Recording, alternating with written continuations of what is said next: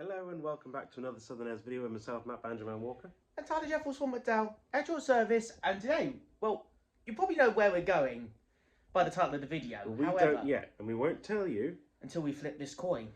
Really? Because, right, Matthew, the honours. So was it heads is at Tank Museum? Heads is the Bovington Tank Museum. Tails is the Tangmere Aviation Museum. Oh, batter.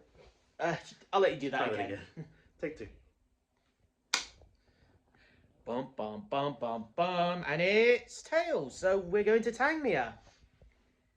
It's a bit of a further drive away from where we are, but the good news is, it's a smaller museum, so we'll probably be there till the end of the day and then come back. Nice. Alright, quick, to the Jett Force 1 mobile. Running all the way.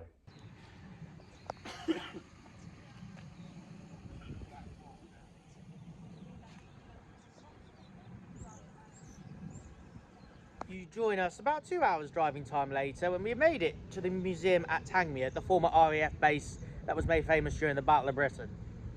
So before we start this, we need to make a bit of a correction of ourselves. I think we should probably move over then and show the exhibit in question.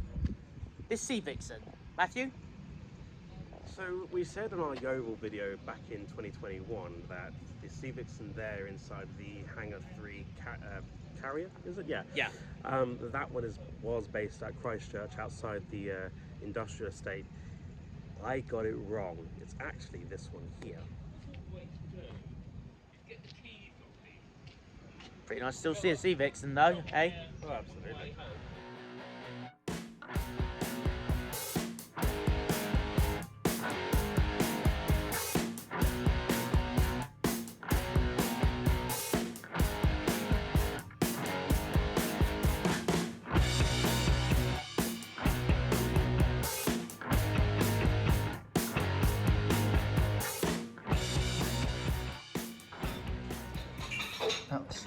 This is onion chutney, cheese and sausages, cup of tea with a Biscoff, and an old-fashioned school cake. And Matt's having beans on toast because it's a classic, a bit like our Banjoman here. Oh yes. Right, I say we tuck in.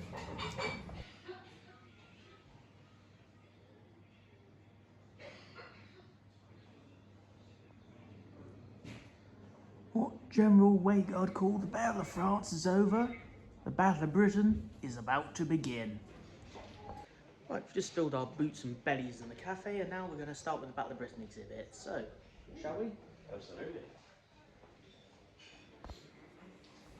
So here we have the flight suit of James Brindley Nicholson, a recipient of the Victoria Cross. Now, don't panic. Even though this was a uniform worn when he bailed out of a burning hurricane, he did survive World War II. And even in late 1940 gave an anonymous account of his actions that earned him the Victoria Cross, and there's some wreckage of his hurricane. Of course, you can listen to that. And this little devil down here is a replica of the emblem that was used on his hurricane. And that's a painting of the event in question. So here we have the Luftwaffe uniforms as worn by pilots in the battle. And down here, very rare artefact, that is a control column from a Dornier 17, also known as the Flying Pencil. It's a bit of artwork made to represent a RAF light aircraft, probably a Spit or a Hurricane. Over here we got a Messerschmitt 110 wreck, very cool.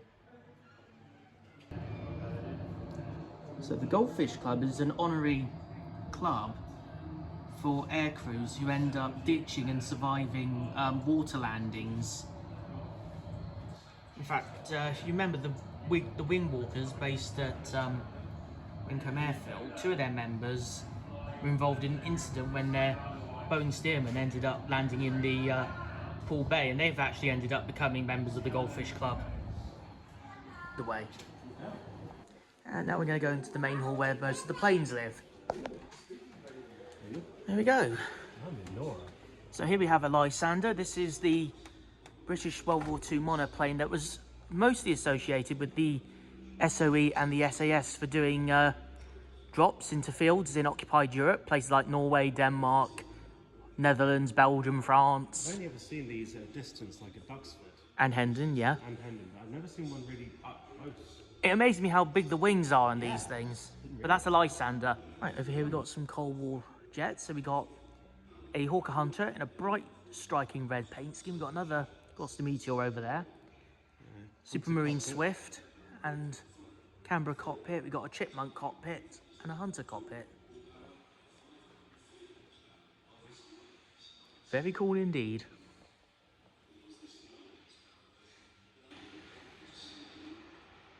Here's a slightly better angle of the rest of the Hawker Hunter.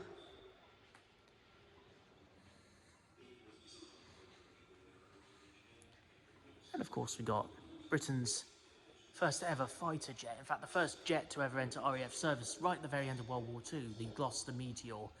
I think they did serve a little bit of action in World War II, but the main jet used in World War II was, of course, the German Me-262, but the Gloucester Meteor did fly on quite a bit post-war. Of course, we were discussing earlier about the Sea Vixen, and just to prove that we aren't bullshitting you, and that we have corrected ourselves in our earlier comment in our video, here's the proof in the pudding. Most of the pilots. That's just going into the Hunter. Yeah, that too, and they're like 6 foot old. Yes. 18 years old. Yeah. They're going to stand on the seat. Yep, that's the way of it, yeah. Ain't no choice. Okay, Matthew, you're going to be clear for takeoff shortly. Well, I mean, if you were doing this for real, you get higher up because you're sitting on a parachute. Yeah. Oh, nice little mirror. You ain't got that at Bournemouth. To make sure no one's chasing you. This is pretty cool, this, isn't it? Yeah, and you've got a head-up display here. Currently sat inside a Hawker Hunter, and if my voice is sounding a bit funny, they've closed the canopy on me, and as you can see, Matt is having a fun time laughing at my misfortune, considering he did this to Mitchell a couple of years ago at Bournemouth. It's actually quite nice getting to sit in this thing. There's the throttle control, we got the yoke, we got all the altitude stuff, so that's the artificial horizon, speed indicator, altitude indicator.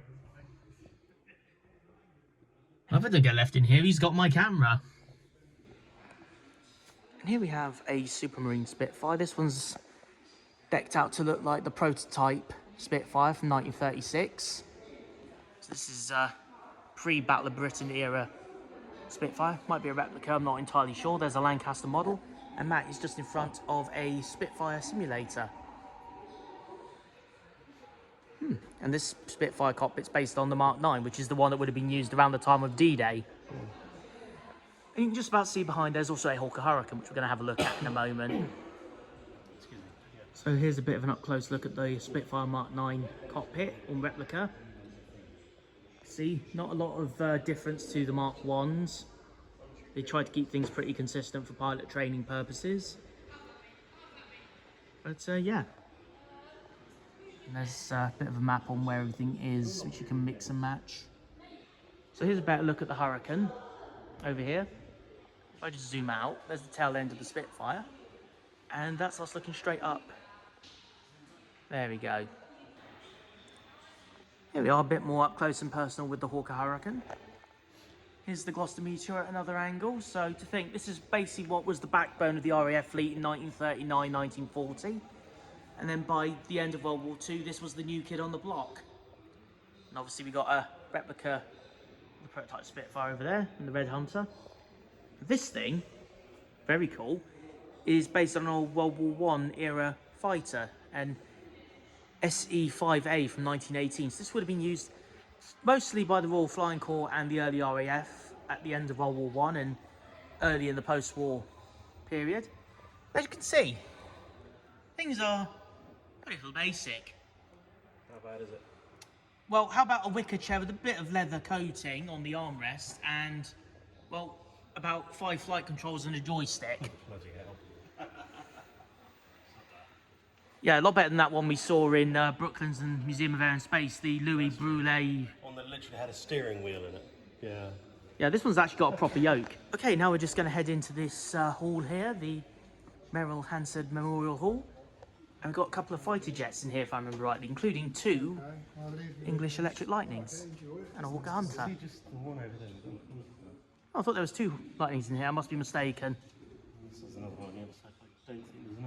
So this bit's all to do with the Falklands War, mainly operated by RAF Vulcans and Harriers, and a few other transport planes like the Victor, refueler. You had the Chinook, what was it, Hercules, VC-10s. This is a tail section from an Argentine Air Force plane, obviously a spoil of war. And up here we have a model of XM607, the Vulcan that conducted the successful Black Buck 1 bombing raid on Port Stanley Airfield. You can actually see this aeroplane preserved as the gate guardian at Waddington RAF base. Here we have a Hawker Hunter with a couple of stripes, and there's a Lightning which we'll get to give you of a little later. And there's a little like trainee thing here. Oh, and a model of a Harrier jump jet. You saw some Harriers outside earlier in the video. Yeah, Matt here was just saying about how big the Lightning is up close when you got a full aeroplane. You always forget the size of these aircraft when you're on the ground or when you're far away in a museum. Like for arguments, Lysander being at Duxford, we only see it from a distance. We don't realise how big the aircraft actually is. Even the one at Hendon, it's like, you know, if you're behind the ropes and there's a bit of distance if they're doing work. I mean, the Lightning, as you can see here, is absolutely massive. But I've always said this about the Lightning. This isn't an aeroplane. This is an engine with a cockpit. It's kind of like the A-10 Warhawk, is just a gun with some wings. Yeah. Some silent weapons, because you don't always want to go blasting a Webley revolver or a Sten machine gun when you don't want to be spotted. We've got some resistance pins. Most of these are French resistance related, except that one, that's from Denmark.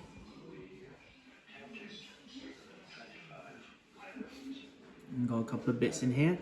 Some old French francs from back in the 40s. A couple of odds and sods. There's a cockpit panel from Gloucester Meteor. See that one crashed. It's a good thing one of my friends isn't here. She'd steal that road sign. So Tangmere ran from the late 1916, during the height of World War I, all the way through to 1970, and then obviously since then it's become a site of a museum and a farm, and they've also built a estate nearby where some of the airport runways and facilities would have been. Although apparently some of the old buildings and cottages that were linked to Tangmere apparently do still exist, including a cottage linked to the SOE. You probably recognise this specimen of an aircraft from various Southern Airs museum videos, but this is an Avro Lancaster model. And here are some bits that you would have seen inside an Avro Lancaster. So here we have the wireless, which obviously would have been communicated in Morse code. And if you come down here, this is a mock-up of a bomb site as used on an Avro Lancaster and also by extension the Handy Page Halifax. Have been brought to the briefing for the operation. And this is very cool. This is a mock-up diagram or diaphragm of the Dam Busters raid on the 16th of May 1943. Not bad. Pretty cool, eh? Absolutely. Best bit is they got this thing here, a mock-up of the bomb site that they used on the Dam Busters raid. So if you just, so you look through this bit here, if I can get my camera to line up, you see there's 2 white things, and that was how they tried to line up the bomb. Although, interesting fact, they weren't actually bombs they used, they were actually mines, the bouncing bombs. Because they'd hit the dam, sink to the bottom, and then explode, rather than actually just conventionally explode on contact, like a normal bomb would. Well, that's it, over and out, short and sweet. Yep, a great little museum. We've been here about 3 hours or so. It's about £13 entry for an adult. And 14 if you gift aid, which we highly advise that you do if you're a UK taxpayer. Absolutely, and as you've seen, there's quite a lot to do, surprisingly. Yeah, small number of planes, but a lot of further exhibits. We didn't show obviously all of them, but there's a lot to see, including the wreck of a Hawker Hurricane that was recovered not far from the old Tangmere Airfield. Absolutely. We didn't feature that because the pilot actually perished in the accident, so we didn't want to. Of course. Well, thank you very much for watching our video today. We really appreciate it. We hope you've enjoyed yourself. Yeah, signing off just in front of this lovely Phantom. Safe travels, my friends. And we'll see you in the next one.